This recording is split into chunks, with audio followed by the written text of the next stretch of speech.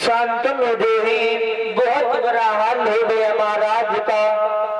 और भक्त जब महाराज दिन ब दिन दुखी होते चले गए तो एक दिन देवव्रत ने मंत्री से एक बात कही कि मंत्री, हमारी एक बात समझ में नहीं आई कि हम अपने पिताजी को देख रहे हैं रोजाना, हमारे पिताजी दिन पर दिन दुखी होते चले जा रहे, इसका कारण क्या है? तो मंत्री ने जवाब दिया है कि महाराज तुम्हारे पिता जो ही अपनी शादी करना चाहते हैं, लेकिन उस शादी के बीच में आप बाधा बन रहे हो। क्यों?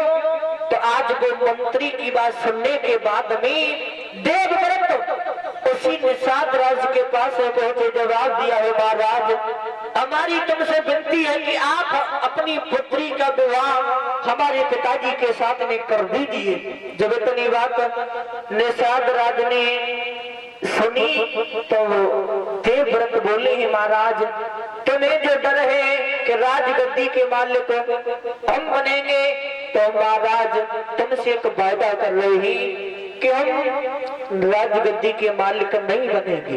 तो निषाद राज ने जवाब दिया महाराज तुम राजगद्दी के मालिक नहीं बनोगे तो शादी तो तुम्हारी भी होगी, आगे चलकर के तुम्हारी शादी जब होगी तो तुम्हारी संतान जो होगी वो राजगद्दी की मालिक बनेगी। तो महाराज देवव्रत मन में बहुत दुखी हुए, विचार करते हैं कि आज हम अपने पिताजी की शादी में बाधा बन रहे हैं। तो महाराज देवव्रत ने उसी समय कभी सड़पण किया, जवाब दिया है महाराज हम अपनी पूरे जीवन कोई शादी नहीं करेंगे तो हमारी कोई संतान कैसे होगी? हम तो ये वचन दे रहे हैं कि हम अपनी शादी नहीं करेंगे, तुम अपनी पुत्री का विवाह हमारे पिताजी के साथ में कर दो। तो आज भक्तों जिस समय देवव्रत ने भीषण पड़ किया उसी से देवव्रत का नाम भीषम पड़ा है। बोलिए गोविंद भगवान की। आज भक्तों महाराज शांतनु का दूसरा विवाह सत्यवती के साथ में हुआ है। और जैसे ही दूसरा विवाह सत्यवती के साथ में हुआ दो पुत्र हुए चित्रांगद विचित्रवीर। और जब दो पुत्र हुए तो चित्रांगद जो थे उनको वन में गंधर्वों ने घेर करके मार दिया, बचे विचित्रवीर। और विचित्रवीर का विवाह हुआ, वो शादी हुई अंबकार अंबालिका के साथ में। जब शादी हुई तो धीरे धीरे घंटों समय व्यतीत होता चला गया। तो भीष्म जो थे रोजाना का नियम था कि अपने सौतेली मां सत्यवती को एकांत में ले जाकर के रोजाना रामायण का पाठ सुनाते थे। तो जब समय व्यतीत हुआ तो जो घर में जो रानी थी अंबिका और अंबालिका उनके मन में एक बात आई कि आखिर ये हमारे सौतेले भाई जो है और हमारी सत्यवती माँ को एकांत में ले जाते पता नहीं क्या करते हैं। तो गलत भावना जागृत जब हुई तो आज दोनों रानी और महाराज को समझा करके बोली महाराज तुम्हें कुछ नहीं पता, हमारी एक बात से मैं बोली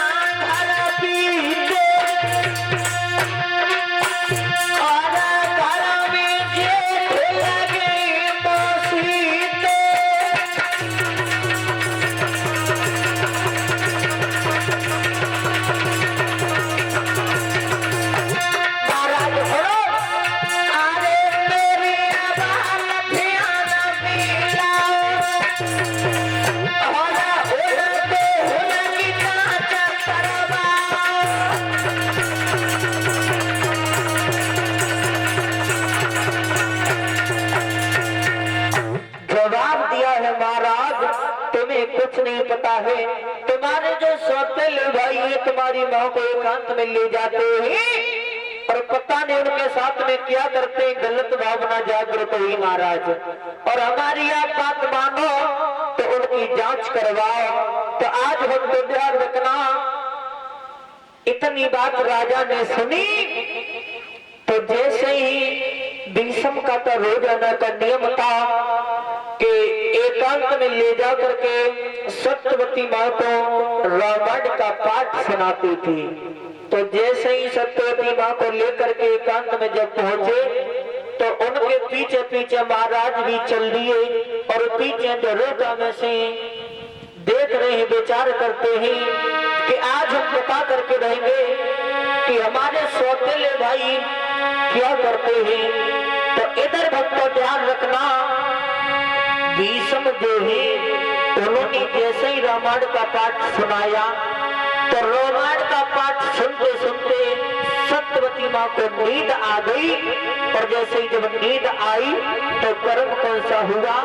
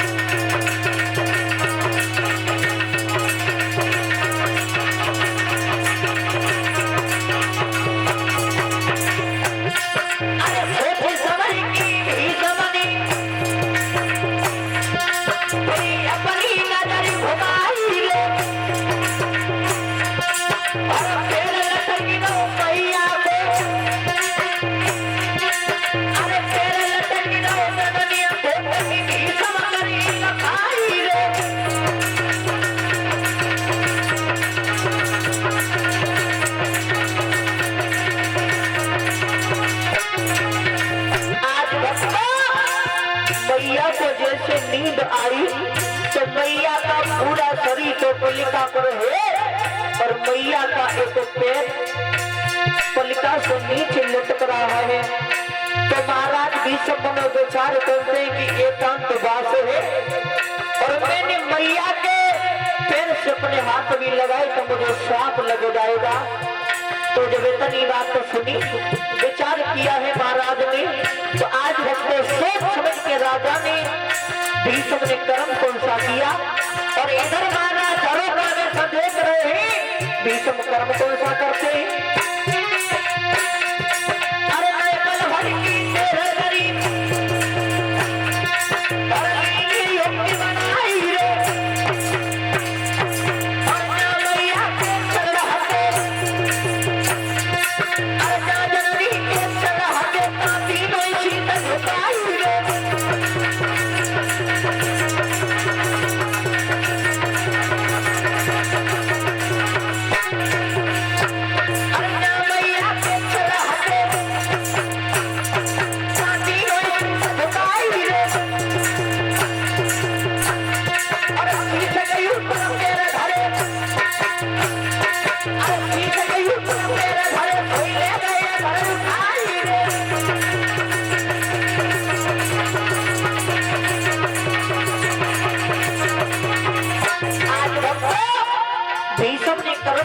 किया कि मैया के जिस जगह पर पैर थे उसी जगह भीष्म ने अपने शीश को झुकाया और अपने सिर के ऊपर पैर रखे, लिखा कर रख दिए। और इधर राजा